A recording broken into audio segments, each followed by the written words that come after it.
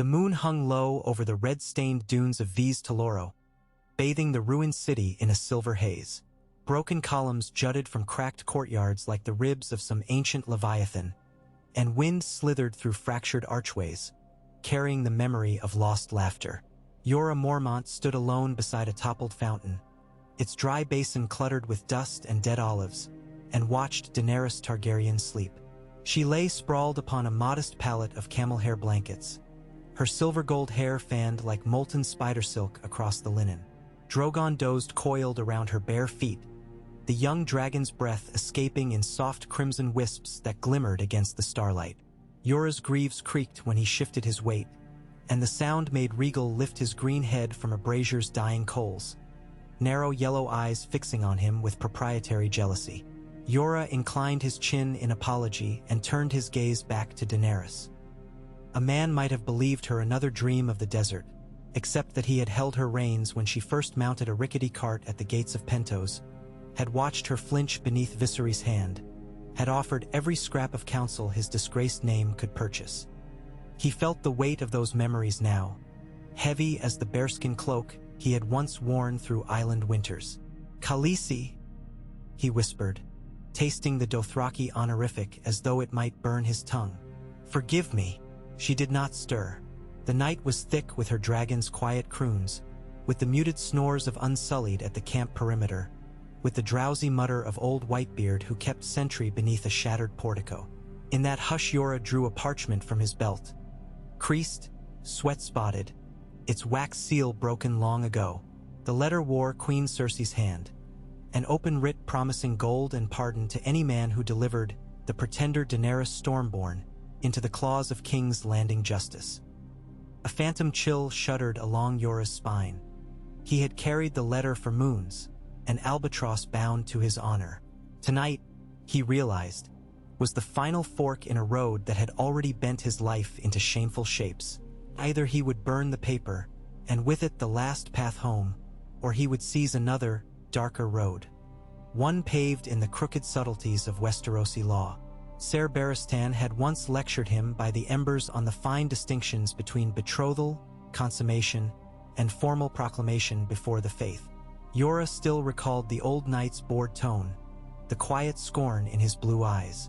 "You must understand, Ser Jorah.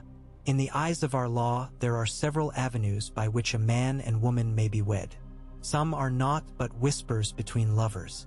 Others are bonds so strict even king's decrees may not sunder them." Jorah remembered those avenues now. Words spoken before witnesses, a bedding, the exchange of lawful gifts, the signing of a marriage contract.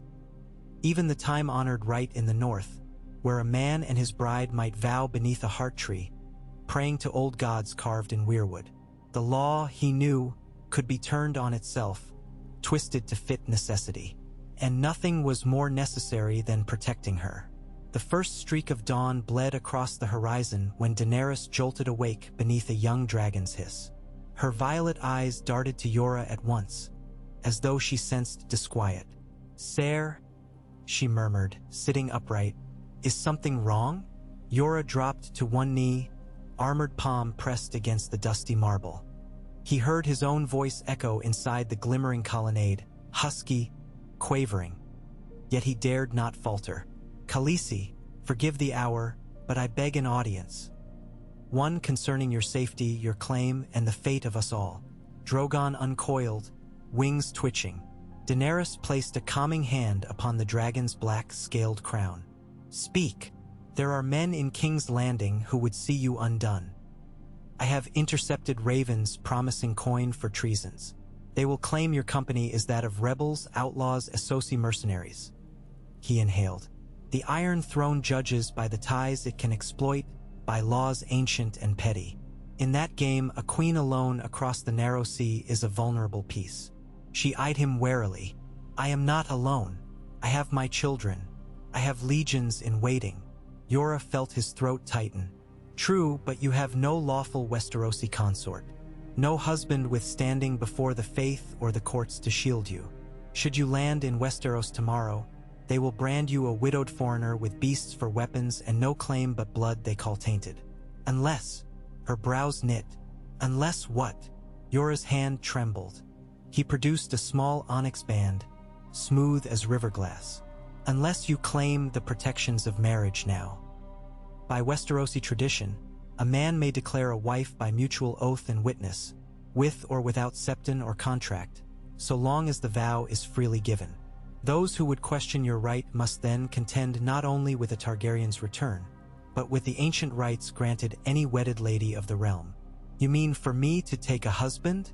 And you have selected one. Silence pooled between them. Jorah met her gaze, drowning in amethyst. I would offer myself, Daenerys. Drogon hissed louder, smoke trickling from flared nostrils.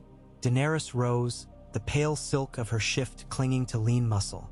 You are my friend, my counselor, all the more reason you know the folly in this. I loved once and lost. I will not wed out of fear, nor do I ask it of fear. He held up the band. This ring is of the old style in Bear Island, a token once gifted by my mother to my father. I would give it to you freely, my queen. And I claim nothing in return but the right to stand at your side unchallenged by lords who sneer at bastards and exiles. For a breath she looked stricken, as though he had struck her. Then softer, you were wed, Ser Jorah. Your wife yet lives. Words cut deeper than a sword. Lyness fled to Lys, clinging to a perfumed pillow merchant who bought her silks and sapphire chokers. The faith may call our marriage whole, but Bear Island says a wife who forsakes her lord for another man is no wife.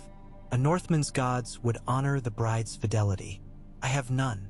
A gust rattled the gray shutters. Regal screeched, wings buffeting the air, until Viserion joined in a chorus of anxious chirps. Whitebeard stepped from the portico, hand on sword hilt. Your Grace, all well? Go back, Ser Barristan, she commanded. This is a private matter. The old knight withdrew. The hush thickened. Jorah pressed on. We need only speak vows and let them be witnessed. By dawn the camp will know. By dusk the world will know. Then any raven bearing slander must contend with the fact that Daenerys Targaryen is wife to a knight of Westeros, and any demand for her surrender is a demand to break the sanctity of marriage. The faith militant themselves might balk. She circled him slowly, dragons trailing behind like devout shadows.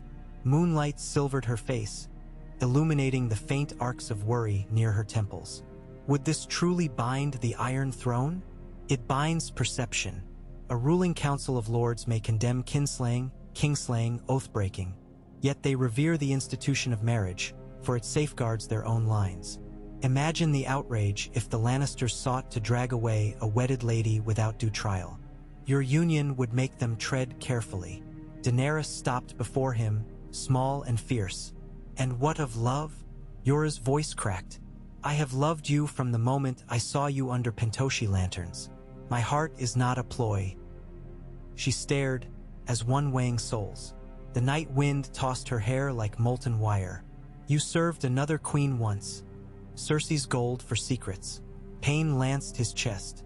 I did, and every candle since, I have lived in shame. But wed me, and I will swear before gods old and new. No more secrets. He extended the ring, palm open. Time stretched thin as harpstring. Finally, she lifted her hand, tracing the onyx band's rim. Dragons crooned. Jorah scarcely dared breathe. Then Daenerys closed his fist over the ring. I need counsel, she whispered, eyes wet. I would speak with Missandei, with Ser Barristan. If this is to be done, it must be done rightly. Hope blossomed behind Jorah's ribs. Of course, Khaleesi. She turned from him, gathering her dragons, and strode toward the ruined palace where shadows flickered across tattered tapestries. Jorah remained kneeling long after she vanished, fist tight about his mother's ring, heart thundering as though it would rupture the breastplate. The council assembled in what remained of the palace's grand hall. Cracked marble floor, a hearth caved to rubble, ivy choking faded mosaics of Valyrian conquest. Missandei of Noth seated herself beside the queen, quill poised above parchment. Ser Barristan stood tall behind them, hand upon the pommel of his sword, his look carved from winter's last ice. Jorah stepped beneath a broken lintel, dust motes swirling around his cloak. Grey Worm lingered in the corner, face unreadable behind the insectal helm of the Unsullied. The boy Strongbell was picked at his scarred belly with mild curiosity. "Speak your case, sire," Barristan commanded. Jorah swallowed. "Your grace, honored council. By the laws of the Seven Kingdoms, a man and woman may wed through exchange of goods both true and symbolic. My ring, her dragon's scale." "Dragons are not trinkets," Barristan barked. "Nor is a queen's hand prize for convenience. You would bind her to a disgraced knight, selling her for a sliver of legal shelter." "I seek to shield her," Jorah replied. "When we sail for Westeros, we must arm ourselves with every weapon, every precedent. Marriage is strong armor." Missandei looked up from parchment. "In Astapor I read of Giscari contract marriages that last 1 year and 1 day, dissolving thereafter unless renewed. Might we fashion something similar? An alliance without lifelong bond?" Barristan's jaw tightened. "The faith will not honor a false marriage. It dishonors both of you." A hush. Jorah's mind strayed back to freezing nights on Bear Island, where storms battered fisher shacks until joints groaned like dying beasts. He remembered his mother's gentle hands braiding Lynette's hair on the eve of their wedding, a union driven by feverish lust and high-tower grace. He remembered standing penniless before Lord Stark's judgment seat years later, sentenced for poaching poachers in a futile attempt to please a fickle girl. He had lost honor, title, homeland. All he had left was this queen and the dragons that might buy her tomorrow. "Honor," he echoed softly, "is more than a name unsmudged. It is the choice to stand between those you love and the swords that threaten them." The words drew Daenerys' eyes. Her expression softened. "Ser Jorah, if I agreed, would you swear upon your house gods that you will release me should I ask?" He bowed until forehead met cool marble. "At once, my queen. And should our quest lead me to another suitor whose marriage serves the realm better, I will step aside, even if it breaks my heart." Barristan frowned. "Words are wind." Daenerys rose, silencing him with a gesture. "Love is a weapon sharper than dragonsteel. I will not wield it lightly." She approached Jorah. "Yet my people perish across the sea while I dither with merchant princes, slavers, and soft-handed spies. King's Landing will spin lies. A husband's shield may prove useful, but I will not be forced." Jorah opened his hand, revealing the ring. "I force nothing. I only ask." She took the onyx, studied the facets. Then she surprised them all. She pressed a fingertip to Drogon's flank, collecting a single glimmering black scale, hard as iron. She placed the scale upon Jorah's palm beside the band. "Here is my token. If we wed, let these be bound together, proof of both our worlds." Missandei's quill scratched. Grey Worm inclined his head in grudging approval. Barristan clenched his jaw but said nothing. Daenerys closed Jorah's fingers over the objects. "Give me 1 day to seek counsel from within myself. At sunset tomorrow, meet me beneath the moon door of the broken tower." She turned, sweeping from the hall like dawn-lit storm clouds, dragons in her wake. Sunset bled crimson across Vis Teloro. The braziers along the tower's winding stair hissed with fragrant resin, sending pale green smoke into corridors haunted by scorpions and desert cats. Jorah climbed each step with heart pounding, sword buckled at his hip though he prayed he would not need it. Under his breastplate he wore a fresh linen tunic, its collar embroidered with the indigo bear of House Mormont, threadbare but clean. When he reached the highest landing, he found Daenerys waiting before a gaping arch where the moon door had once stood. The breeze tossed her silver-gold hair over shoulders draped in modest white wool, the robe of a Westerosi maiden rather than Dothraki Khaleesi. She cradled Regal in her arms like a newborn. The dragon's talons rested upon her forearm, green eyes half-lidded in contentment. Jorah bowed. She motioned him forward. "I dreamed last night," she began, voice low, "of snow falling upon the Iron Throne. Yet when I touched the blade leaves, they melted into lotus flowers, and my hands bled red petals. I woke tasting copper, wondering whose blood it was." Jorah could find no words. She continued, Viserys railed that I was only sold to Drogo for an army. I swore I would never again barter myself. Yet in Meereen I learned queens must bargain daily, with warlocks, with slavers, with time. Tell me, Ser, are we so different? I would never claim you for coin, he whispered. Not coin's safety. She looked out upon the desert where unsullied torches glimmered like fallen constellations.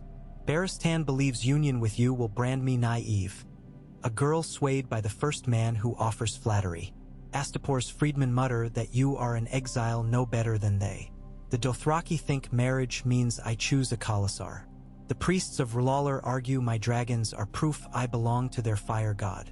Every choice offends someone. Then offend them, Jorah urged. Being queen means bearing their outrage. She set Regal down. The dragon stretched, shook his wings, and leapt to perch upon a cracked parapet, tail thumping dust. Daenerys approached Jorah. Close enough he could smell desert roses knit into her hair. Kneel, she said. He sank to both knees. She produced the onyx ring, now wound with a thin thread of dragonglass scale sharpened to a curve. House Mormont bound with House Targaryen, she murmured. She slipped the ring upon his left forefinger, the scale flush against skin. It burned cold first, then warm, as though dragon's breath and Bear Island snow warred beneath the metal. Jorah's pulse thundered. She lifted his hand, pressed her lips to his knuckles, then placed her own palm upon his breastplate. By the old gods and the new, by the free cities and the broken, by fire and by ice, I take you, Ser Jorah Mormont, as husband. Rise. He rose. And I take you, Daenerys Stormborn of House Targaryen, as wife. So I swear. No septon, no heart tree, no ringing of bells. Yet the desert air seemed to shimmer, as though all the gods watched. Regal roared. Drogon and Viserion answered from distant ramparts, their cries braiding into a chorus that rolled across ruins and out into the silver dunes like a vow set to thunder. Daenerys, his wife, his sun and stars, his mourning over the waters, smiled, and the sight struck him harder than any mace. She leaned forward, resting her brow against his. Let this marriage protect more than claim, she whispered. Let it restore the honor we both lost. He tasted salt, hers or his, he could not tell. The camp awoke the next dawn to bloody banners fluttering above shattered walls. The black bear of House Mormont quartered with the three-headed dragon of House Targaryen on a field of white ash. Jorah watched unsullied drum taps echo through the courtyard as freedmen gawked, hushed, at Daenerys seated beside him upon a makeshift dais. She wore a circlet of beaten silver twined with carved bear bone. Her dragons sprawled at her feet like lounging gods. Grey Worm proclaimed the union in flowing Valyrian. Missandei translated in Giscari, then common tongue. At each iteration the murmurs grew. Some smiled, some frowned, some spat. Ser Barristan, clad in white steel, knelt before them both, grudging yet firm. He swore his sword to the queen and her consort. Jorah accepted, heart stuttering. Belwas clapped his hands and demanded the kitchens roast 3 goats in celebration. The freedmen cheered. The Dothraki laughed and called for horse races. But beneath the jubilation, whispers slithered like eels. Would Westeros honor a desert wedding? Would the faith condemn it? Did a broken night hold sway enough to shield a dragon queen from lions? That night, as revel fires sent sparks swirling into velvet skies, Jorah and Daenerys withdrew to a stone chamber lined with mosaic fragments. He removed her circlet, traced calloused fingers along her jaw, and listened as she spoke of crowns and crossroads and the heavy chains of expectation. They shared bread and goat's milk and silent tears. There were no linens torn, no bawdy songs of bedding, only 2 kindred exiles forging a pact in the hush between heartbeats. When dawn crept pale across the horizon, ravens burst from the ruined rookery bearing sealed messages. Daenerys Targaryen wed to Ser Jorah Mormont, Westerosi law invoked, dragons bearing witness. By week's end, those scrolls would alight in Old Town's starry September, in White Harbor's icicled spires, in the gilded pits of Casterly Rock. And in the Red Keep, Cersei Lannister's fingers would tighten upon goblet, crimson wine spilling like blood across her silks. Jorah's marriage gave the queen new armor, but it also painted bright targets. 2 days' ride east of Yunkai, a cohort of mercenaries abandoned their contract with slaver lords and reforged it beneath Lannister golden light. The Company of the Cat, seasoned veterans of the Free Cities, swore to waylay the Targaryen host and capture its new consort. Their reasoning was sound. Steal the husband, unravel the marriage. Unravel the marriage, weaken the queen's claim. They marched swift through night, cloaked beneath banners dyed oxblood red. At dawn they descended upon the column of freedmen straggling behind Daenerys' main host. Old men, children, the crippled. Grey Worm's outriders spotted dust plumes too late. By the time unsullied spear lines rushed to intercept, women screamed and tents burned. Jorah spurred his silver destrier, heart hammering. The desert streamed past in dun blur. He cut through a knot of sellswords, his long sword smoking with crimson spray. Memories of bare islands bore hunts guided his strokes. Shame burned away, leaving only duty. He fought not as exile, not as disgraced knight, but as a husband defending wife and realm. Yet even valor cracks. A crossbow quarrel slipped between plates, lodging in his shoulder. Pain exploded white, blood welled. He swayed, vision tunneling. But then he saw her. Daenerys astride a dapple mare, hair whipping, Drogon circling overhead with furnace breath, and strength returned. He snapped shaft from wound, lifted shield, pressed on. When the dust settled, the Company of the Cat lay in sizzling ruins, half melted beneath dragon flame. Unsullied heaped charred helms into BL. Akened wagons. Daenerys dismounted, rushing to Jorah's side. She pressed cool hands to his torn gambeson, whispering soft Valyrian prayers. Rhaegal landed behind her, green wings fanning gale. "My love," she murmured, voice breaking. "I will not lose you." He managed a ragged smile. "Nor I you. We are." He coughed, blood flecking his lip. "One flesh, one fire." She kissed his brow, crimson tears in her eyes. Barristan arrived, gauntlet hands already removing salves from satchel. Missandei tore linen into bandages. As the wound was tended, Jorah realized the crossbow bolt fletching bore a golden lion sigil. He squeezed his wife's fingers. The lion never yields, neither must the bear and dragon. Weeks later, aboard a sleek Myrish galley slicing through turquoise surf toward Meereen, Daenerys stood at prow while sea spray salted her cheeks. Jorah joined her, arm in sling but spirit unbowed. Below decks, Unsullied practiced shield drills amongst chests of Astapori coin. Dragons circled masts, leaving spirals of smoke like calligraphy against the sky. She leaned into him. "Do you regret this?" "Only that I did not ask sooner." She laughed, a pure, clear note that made deckhands pause mid-task. "When we reach Meereen, I will free the slaves, break the chains, and raise our banner high. A queen of 2 realms, Essos and Westeros, united by law and fire," Jorah mused. "Some will curse us, some will fear us, yet all will remember." She brushed her lips against his. "Let them remember." Far across the narrow sea, ravens already darkened skies above Dragonstone, above the Eyrie, above Storm's End. Word spread swift as plague. The Dragon Queen was no longer maiden nor widow but wife, her claim buttressed by the oldest bones of law. High Septon pondered scripture. Lannisters sharpened daggers of parchment and gold. Tyrells weighed roses against dragons. Stannis clenched jaw at the thought of rivals. And on the deck of a lonely galley cleaving ever westward, Jorah Mormont held Daenerys close beneath the roar of circling dragons, the salt kiss of wind, and the inexorable pull of home. Their union, forged in exile, tempered by battle, anointed by fire, would soon be tested by ice and iron. But together they would face every trial.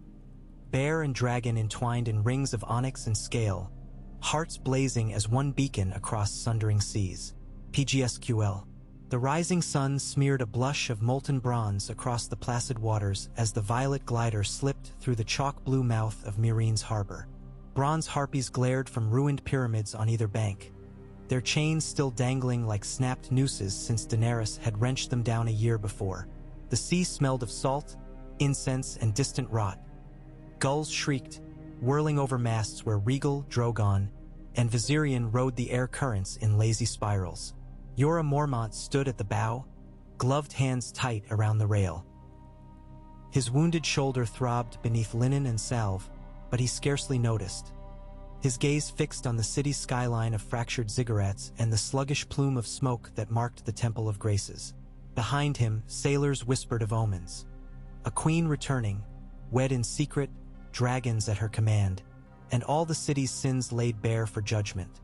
Jorah found himself whispering, too, silent prayers to old gods, and knew that the marriage forged in desert dusk would not break beneath Meereen's sun-scorched stones.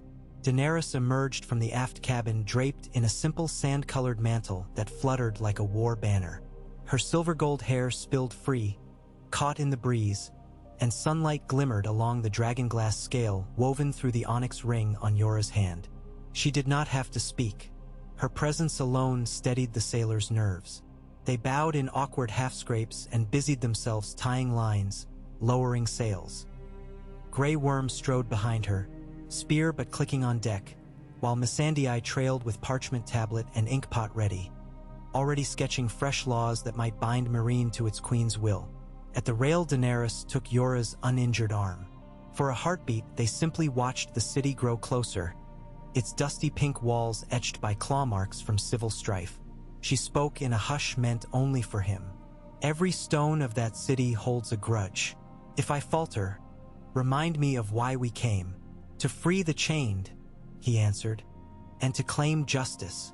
She nodded, but her violet eyes held flickers of unease. There will be talk. We left Meereen with rumors of a broken council. Now we arrive married, bearing dragons and spears. Some will think I mean to be tyrant. Let them think, Jorah said, squeezing her fingers. Let truth follow rumor like thunder follows lightning. The glider eased beside the reconstructed pier. Unsullied filed ashore in disciplined rows, shields gleaming. Freedmen poured from warehouse alleys to glimpse their queen. Children clambered onto crates waving scraps of sky-blue cloth. Former masters scuttled into shade, lips thin with dread. The dragons descended in roaring gusts that rattled tiles loose from roofs. Drogon perched atop a stone bollard, red eyes sweeping the crowd. Kinvara the Red Priestess appeared on the quay in scarlet robes flowing like liquid rubies, her followers chanting prayers to the Lord of Light. She raised her hands toward Daenerys and proclaimed in booming High Valyrian, "Behold, Azor Ahai returned, the bride of fire, whose union with the Bear Knight seals the prophecy of flame and dawn." The words rolled across the harbor, echoing off pyramids. Whispers flared, bride of fire, Bear Knight, prophecy. Priests of other sects glanced at one another, faces tight.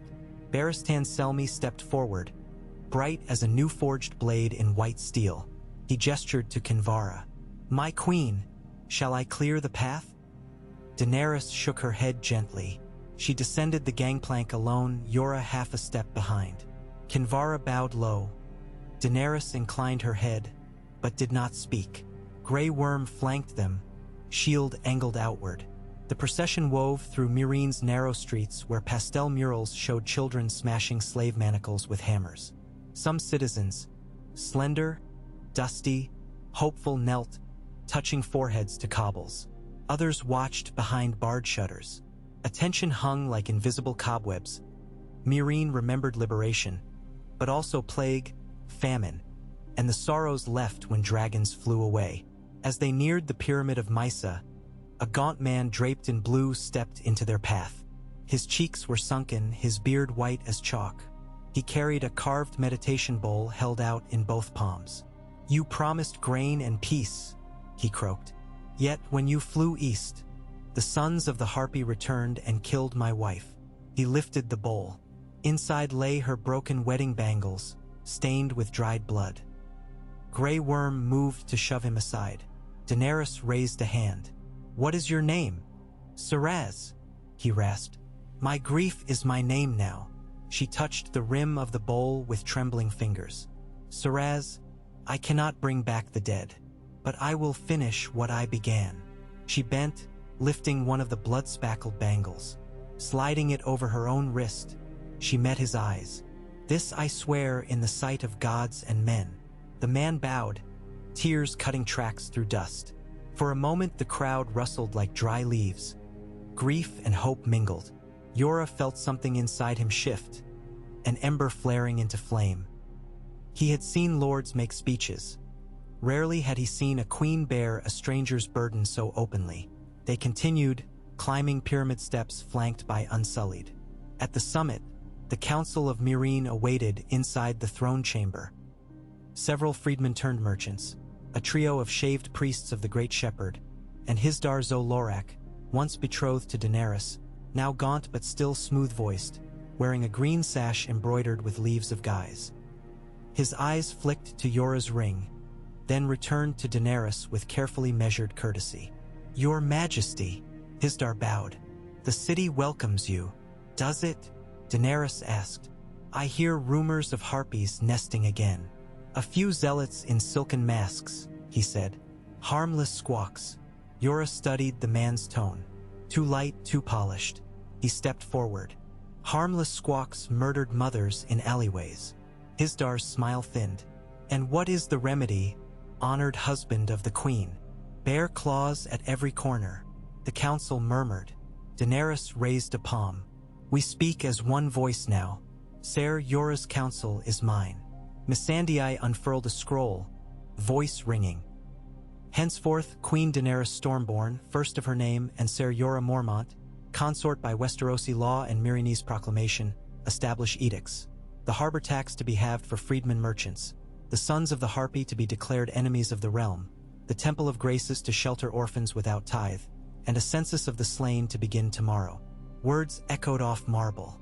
Hisdar swallowed, forced a nod. The priests conferred in hushed giskery. Salves of incense burned. Dragons' roars drifted from outside. That night, at the highest terrace where soft lanterns bobbed against evening tide breezes, Daenerys dined with her new husband and confidants. Between bites of spiced honey lamb, she spoke of rebuilding the council, but also of letters received. One from Yunkai's new triarchs, promising trade. One from Bravos, stamped with iron coin, offering a meeting regarding outstanding obligations. Another from the Citadel, sealed in green wax. A polite request that she verify the authenticity of concerning reports of draconic breeding habits. That elicited a small, weary laugh. Jorah watched her across flickering candles. She seemed everywhere at once, reviewing parchment, soothing Grey Worm's concerns about garrison numbers, promising Missandei they would visit the orphan shelter at dawn. Yet fatigue etched faint shadows beneath her eyes. When the council dispersed, he lingered beside the balustrade where jasmine vines dripped white blossoms over the city's far-stretching lights. Below, unsullied torches flickered, marking patrols along slave roads that were no longer slave roads. Daenerys approached. "A long day," she murmured, "and longer still tomorrow." He brushed a blossom from her hair. "I worry for you, Khaleesi, my wife." The word felt both strange and sacred. She managed a tired smile. "I will not break, but I will lean on you. Does that frighten you?" He shook his head. "Nothing frightens me more than failing you." She rested her forehead against his chest plate. The stars shimmered above them. Jorah listened to distant drums pulsing beneath Meereen's restless skin, and knew sleep would be scarce. Still, he felt lighter than he had in years. Beyond the narrow sea, in King's Landing, a different dinner concluded beneath crimson drapery. Cersei Lannister lounged at the head of a long ebony table, gold-threaded gown hugging her frame. Grand Maester Pycelle had just finished stammering some herbal prognosis when a raven keeper entered with a scroll sealed in black and white wax. The sigil of House Mormont entwined with the three-headed dragon. "Another beggar's boast?" Cersei snapped. The keeper bowed. "From Meereen, your grace." Cersei broke the seal, eyes scouring lines. A slow, cold fury spread across her features. "She dares." Ser Kevin, seated at her right, arched a brow. "What news?" "The dragon whore has wed," Cersei hissed. "To that exiled bear." She flung the parchment. It skittered across polished oak. A clever ploy. Wrap her claim in the cloth of Westerosi custom. If the faith will not call her false, we must. Mace Tyrell chuckled uneasily. Surely the High Septon will see through. I will see to it, Cersei cut. And you will muster grain ships, Lord Tyrell. Blockade Meereen. Let her starve on the satisfaction of her pretty vows. Pycelle cleared his throat. Ahem, Meereen is distant, your grace, and the Iron Bank grows impatient concerning the crown's loans. Cersei drained her cup. Then we shall find coin by other means. Perhaps the Sparrows would welcome a royal decree granting them lands confiscated from traitors. She rose. Summon the High Septon at dawn. We will discuss the sanctity of marriages made in heathen ruins. Across the sea, Daenerys woke before dawn to drumbeats and the hiss of hot sand swirling against pyramid walls. She and Jorah donned travel leathers, forgoing silk. Grey Worm reported a disturbance. Graffiti of a golden lion clawing a dragon had appeared on 3 walls overnight. No bodies yet, but the promise hung in the air. Daenerys ordered double patrols. She descended to the infirmary where Saraz and a dozen other grieving freedmen waited to speak. She clasped hands, listened to each story, and promised redress. Jorah stood by, silent sentinel. A healer replaced the dressing on his wound. The flesh knit well, though the scar would remain a livid reminder. Mid-morning brought a deputation from Astapor. 3 envoys in patched red tunics, bearing scrolls that asked for Daenerys' blessing to adopt her new tax code and join a League of Free Cities. Daenerys welcomed them with measured grace, but insisted Astapor first release 1,000 indentured children still bound to melon farms. The envoys argued. She remained unmoved. Jorah watched amazement smear across their faces at the iron beneath her courtesy. After they left, Barristan approached the queen privately. I have learned that the sons of the Harpy conspire with sellswords from Mantaries. They plan to strike the dragon pits tonight. Daenerys' jaw tightened. Then we strike first. Jorah spoke. If we raise the pits by daylight, innocents may be caught. Grey Worm offered. Unsullied will infiltrate quietly. Daenerys met Jorah's eyes. Will you ride by my side? Always. Dusk painted the city in bruised purples. Unsullied in mottled cloaks slipped through alleyways, blades tinted with soot. Jorah and Grey Worm led a wedge of 50 through the bronze sewer gate beneath the eastern wall of the pits. The tunnels smelled of rust and reptile musk. Echoes of dragon roars once filled these stones when Meereen's masters bred hatchlings for war. Now only dust skittered along cracks. They found a cluster of masked figures assembling barrels of wildfire near the mouth of the main chamber. Grey Worm loosed the first spear. A masked harpist crumpled silent. Others whirled, claws flashing in torchlight. Jorah parried a curved dagger, riposted with a bear's brutal swipe that laid ribs bare. Flames licked as a barrel toppled, spilling neon green syrup down stone. A spark caught. Wildfire hissed, blossoming into emerald hell. Shadows twisted and screamed. Jorah dragged 2 unsullied clear seconds before the main barrel erupted, sending a pillar of jade fire roiling up the vent shaft. The blast shuddered dust across the city, startling nightbirds from minarets. Above ground, Daenerys watched the plume from the pyramid terrace. Drogon perched beside her, scales reflecting green glow. She clenched railing until knuckles whitened, whispering a prayer to whatever gods attended battles beneath streets. In the tunnels, the air roared like a kiln. Rubble cascaded. Smoke choked lungs. Jorah and Grey Worm forced a retreat through an auxiliary stair, narrow, half-collapsed, dragging 3 wounded Unsullied. They burst into moonlight within a walled herb garden behind the pits. Masks littered blood-slick paths. The suns lay broken, but victory tasted bitter as ash. Dawn again.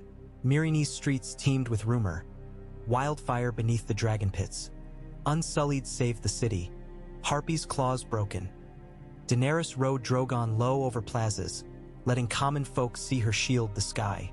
She dropped parchments enumerating new tax relief, a promise of grain shipments from Laser, an edict of amnesty for any Harpy who renounced violence by sunset. That afternoon, Jorah visited the orphan shelter. Children pressed sticky palms to his vambraces, asking if he truly rode a bear. He regaled them with tales of Bear Island, pine forests, snow-heavy nights, salmon rivers, softening details of exile. Laughter returned to eyes hollowed by loss. Yet each day good tidings bred new troubles. The Iron Bank delegation arrived aboard a sleek galley, demanding repayment schedules. Kinvara cornered Missandei with scrolls of prophecy enumerating Daenerys' destined battlefield, somewhere near Valyria.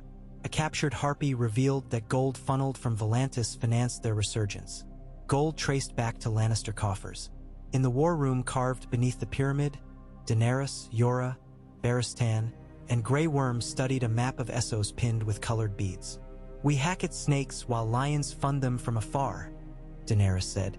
"We must answer the roar at its source." Jorah traced a line across the narrow sea. "A strike upon Lannisport would draw blood, but we lack ships enough. Better to undercut their purse. The Westerlands export silver and cloth through Pentos and Myr. If we convince Myrish captains to embargo, Cersei bleeds coin." Barristan frowned. "Myr may require promises we regret." Daenerys considered. "Then we offer them what Cersei cannot, freedom from Iron Bank debts. We repay Myr's loans with Astapori gold, reaped from slaver fines." Jorah hid a smile. The girl he'd met under Pentoshi roofs had studied at her brother's whim. The woman before him outmaneuvered kings. The plan unfolded with astonishing speed. Missandei drafted letters. Envoys sailed. Myrish magisters wavered, then bent beneath the lure of gold and the threat of dragons. Lannisport merchants howled. Cersei fumed, dispatching Euron Greyjoy to burn Myr's fleet. The world seas crackled with new war. As tensions mounted, Daenerys proposed a pilgrimage north, to the ruins of old Valyria. Scouting wyverns had reported faint dragon motes swirling near the smoking sea.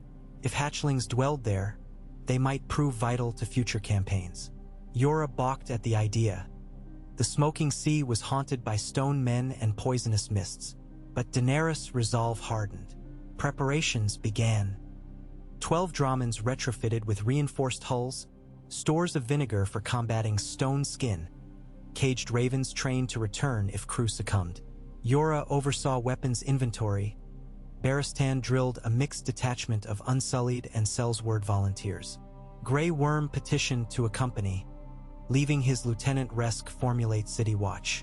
The night before departure, Daenerys and Jorah walked the moonlit garden balconies, where scented breezes whispered through tamarisk leaves. Lanterns cast honey pools. Dragons nested on heated stone below, tails curling. Daenerys leaned against his chest, voice husky. "When I married Hisdar, I felt chained. With you, I feel unburdened. Yet I fear the realm may never accept our joining."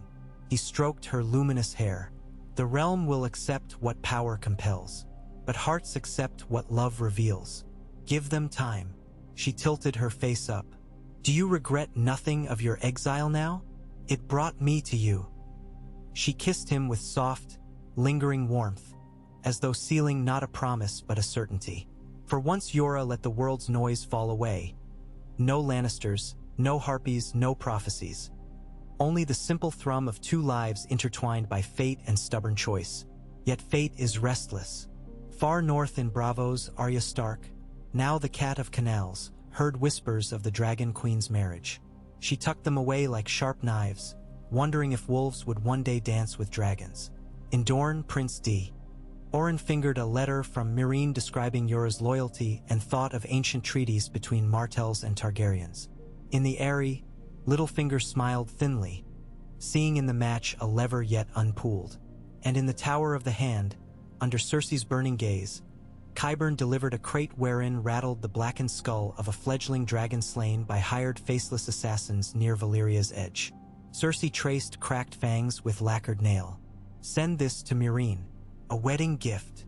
The crate crossed seas aboard a Lyseni cog.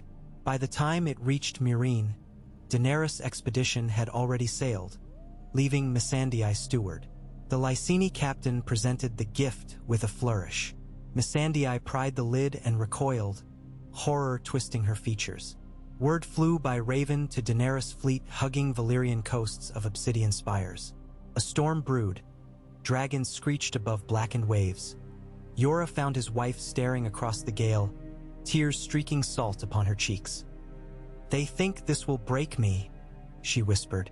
"It will harden you," he answered, though his own heart flailed. She swallowed grief and rage. "We sail on." The wind howled through rigging.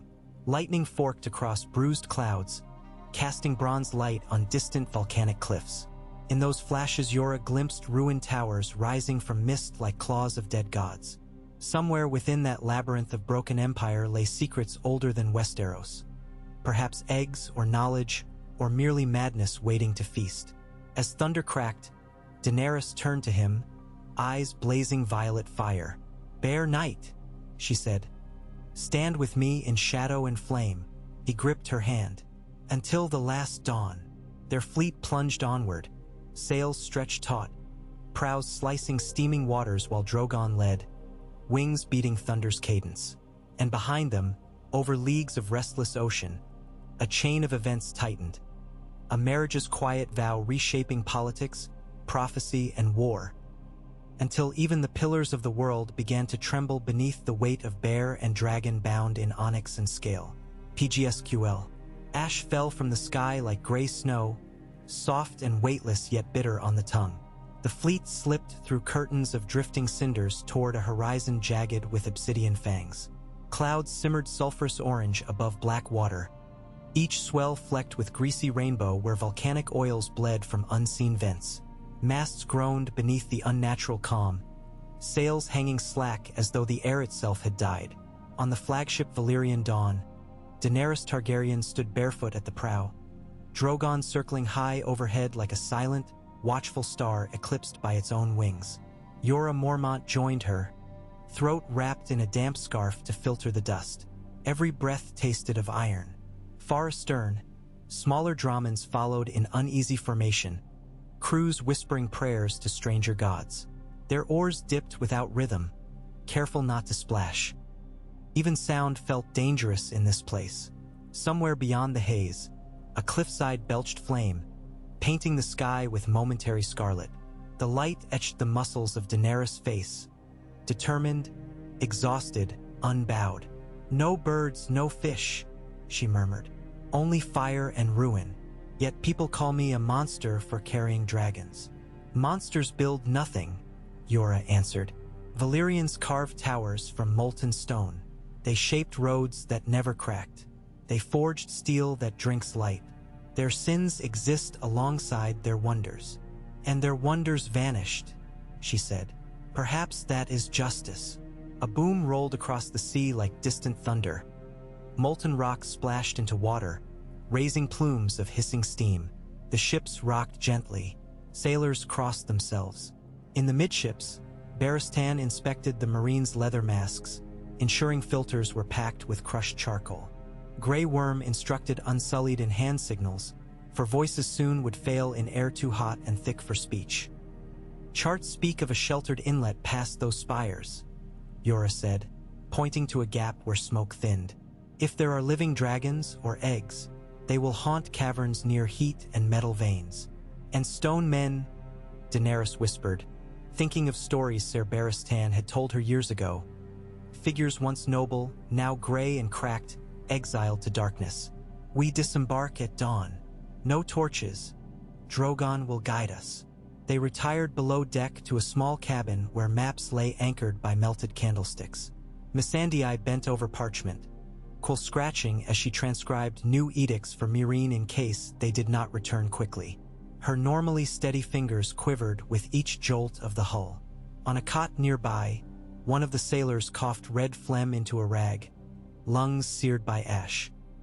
He begged to remain. Daenerys ordered Barristan to ferry the man to the last ship in line, where clean air lingered. Leadership had taught her that mercy sometimes required distance. Night settled, if such darkness could be called night beneath a sky forever backlit by molten clouds. Jorah lay beside her on a narrow bunk. No moon reached them, only intermittent flashes from eruptions painted their skin with fleeting copper. Daenerys traced the scar on his shoulder where the crossbow bolt had pierced weeks before. He kissed her palm, and for a fragile heartbeat the world shrank to shared warmth. A horn blast ripped them awake. Above deck, the lookout screamed of shapes in the water. Jorah rushed up the companionway, sword half-drawn. What he saw stole words. Massive shadows sliding beneath the surface, long as galleys, ridged backs breaking through to disgorge steam. Not dragons, scaled serpents with translucent fins, eyeless mouths gaping. They surrounded the fleet with eerie patience. Barristan shouted orders. Oars retracted, archers knocked. The serpents sniffed hulls, leaving trails of bubbling water. Drogon swept down, roaring. His black flame hammered the sea, forcing beasts to dive in thrashing panic. One collided with the storm kiss, splitting planks. Screams erupted. Jorah watched sailors tumble. He gripped Daenerys' waist as the flagship rocked but held. Grey worms marines hurled harpoons, snagging a serpent's fin. The cable snapped under its sheer weight. After eternal minutes, the creatures vanished, leaving only drifting foam. Damage reports trickled in. 1 galley crippled, 3 dead, 8 wounded. Daenerys insisted on visiting the injured. She knelt beside a sailor whose leg had been shredded by serpent teeth, clasping his hand while the healer stitched. When the man faded into merciful oblivion, she rose with eyes rimmed red. "We press on," she said, voice hoarse. No one argued. Dawn came as a sheet of dull bronze. The fleet anchored in a cove where cliffs overhung still water like black curtains. Steam vents hissed along the shore, wreathing jagged rocks in opaque mist. The air smelled of rotten eggs and lightning. Drogon landed on a basalt shelf, tail lashing.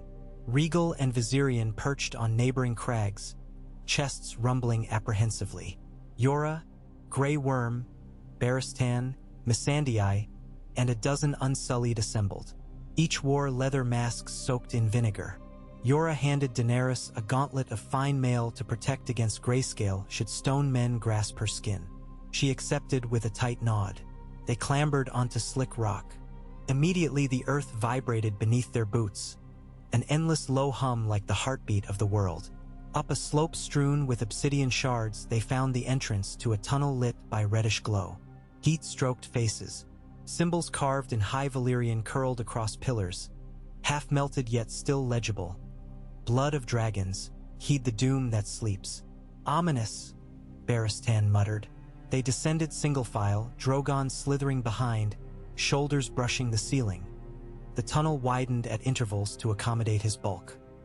Lava veins crawled under crystallized glass, casting rippling light. No sound but boots and distant drip of molten rock. After what felt like miles, the passage opened into a vast chamber, an ancient forge. Cyclopean anvils lay toppled. The floor was a lake of cooled black glass, fractured into hexagonal plates. In the center rose a dais spattered with silver Oran bones fused into the surface. Gruyworm signaled halt. Jorah felt the air thicken, charged. Daenerys stepped forward, drawn by something unspoken. On the dais sat an egg, larger than those that birthed her dragons, streaked in molten red and cobalt veins, pulsed faintly, warm as sun-kissed flesh. "By the seven," Barristan whispered. Daenerys approached, but a rasp stopped her. From the shadows emerged a figure cloaked in tatters, skin mottled stone gray, eyes milky white. A stone man, yet he bowed, joints crackling dust. "Daughter of fire." His voice crumbled like shale. "The egg waits, but the price is breath." More shapes stirred, dozens of stone men encircling chamber edges. They did not lunge. They watched, pity etched in their broken faces. Daenerys lifted her chin.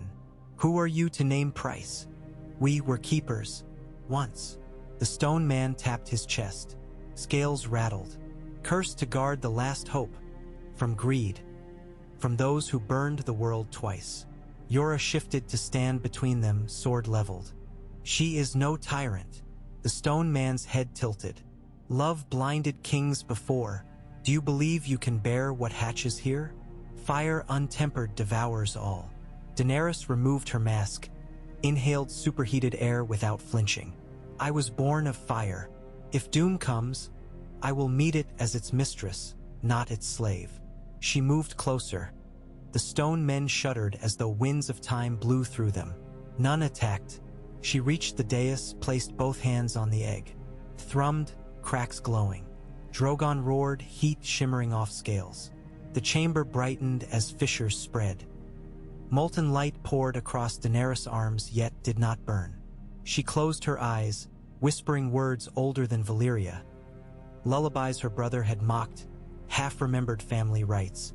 A thunderous boom split the forge. The egg erupted in cascading shards, revealing not a hatchling but a swirling orb of liquid fire suspended in air. It revolved, condensing, shaping into a small drake of iridescent scales the color of dawn. The newborn shrieked, then fixed luminous eyes on Daenerys and crawled onto her shoulder, claws harmless against her skin. Drogon lowered his massive head in acknowledgement. Silence quaked. The stone men fell to knees, some weeping gravel tears. Their leader reached out a crumbling hand. The line, unbroken. He collapsed, body shattering into dust that scattered across glass floor. One by one, the others bowed until they too dissolved, as though release finally granted. Missandei wiped eyes.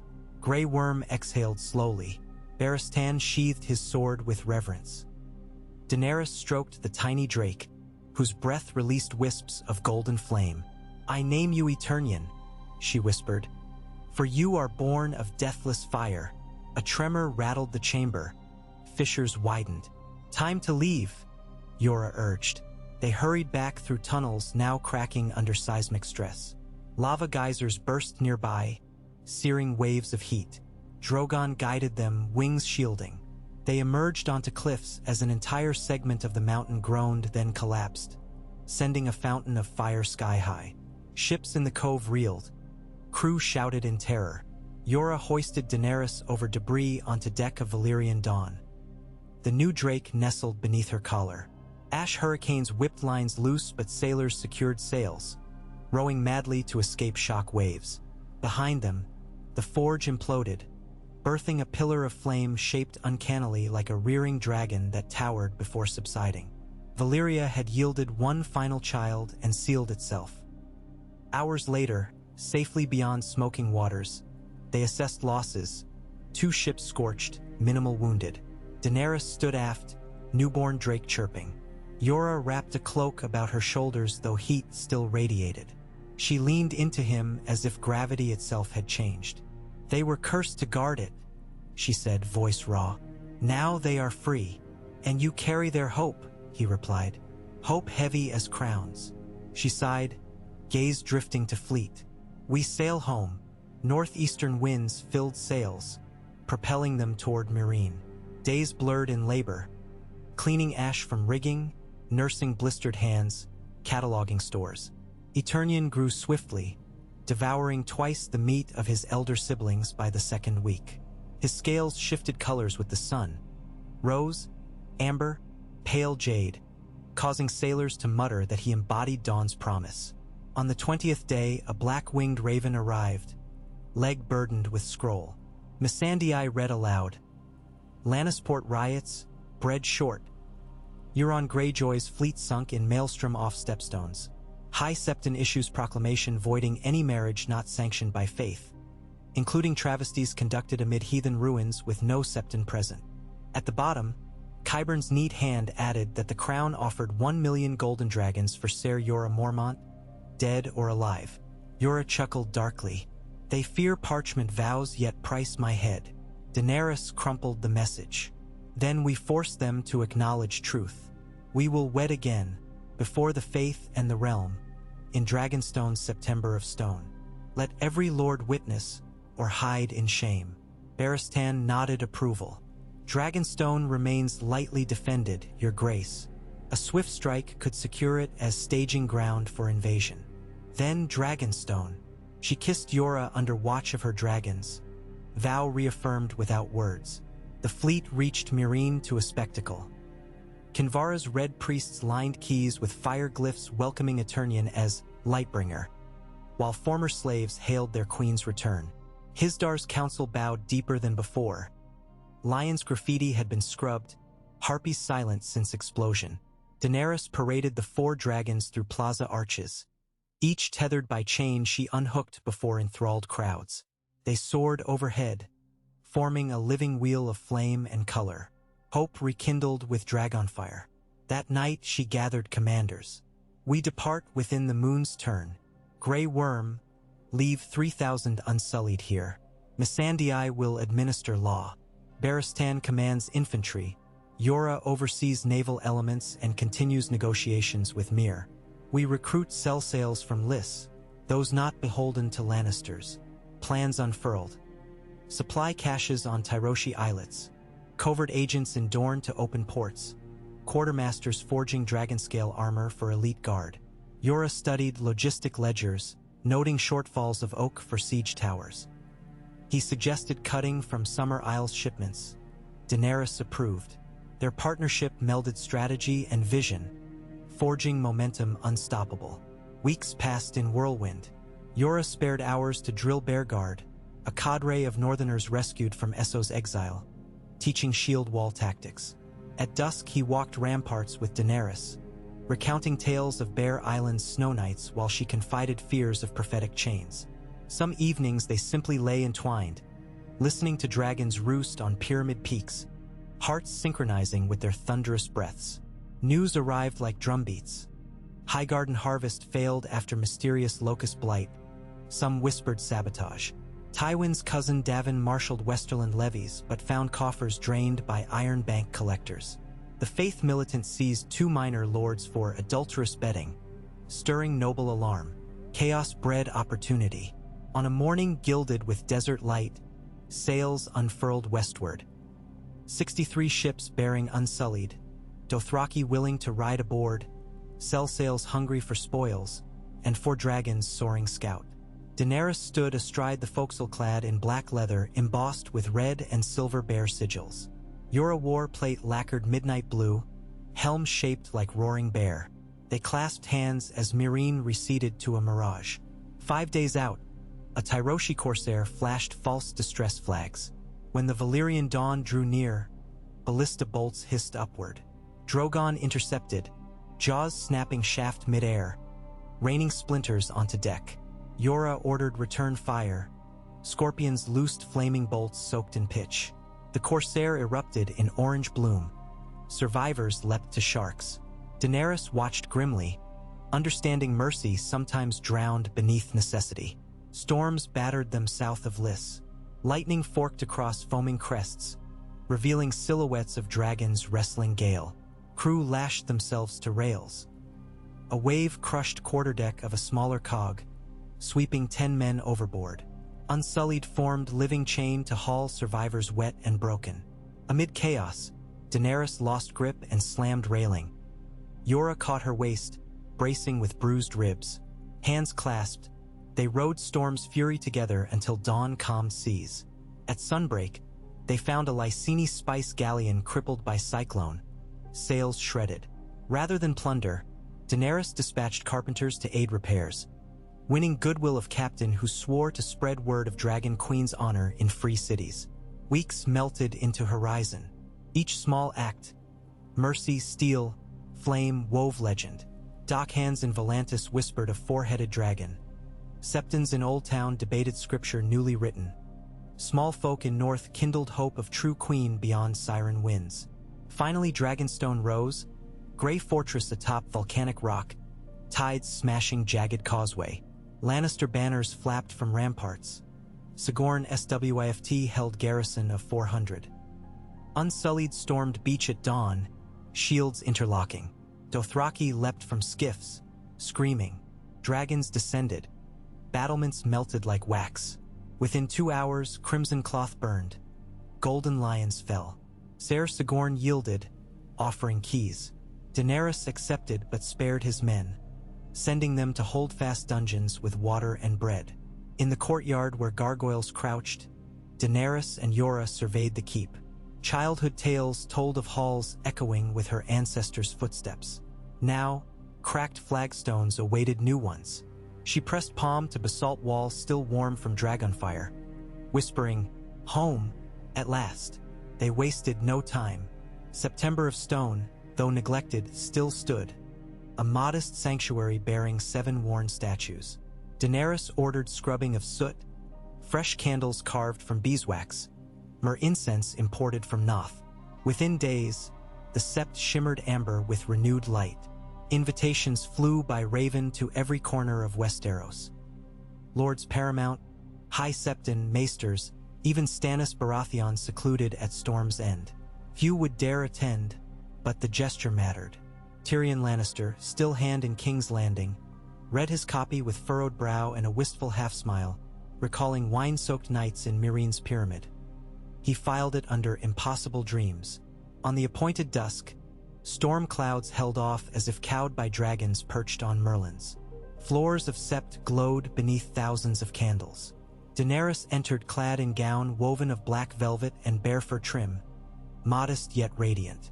Jorah wore doublet of umber silk embroidered with silver waves. Only a handful of dignitaries braved travel. Davos Seaworth representing Stannis, Lady Barbary Dustin from North seeking advantage, and the most devout Septon Edwin, a kindly elder with crooked spine. Before the carved faces of the 7, Septon Edwin lifted crystal censer. "We gather beneath gods to bless union freely sworn," he intoned. He asked for witnesses. Barristan stepped forward, then Davos, then even Lady Dustin with wry smile. Dragons rumbled through open roof, vibrant chorus. Jorah and Daenerys repeated vows once whispered in desert but now amplified. He promised shield and counsel. She vowed heart and realm.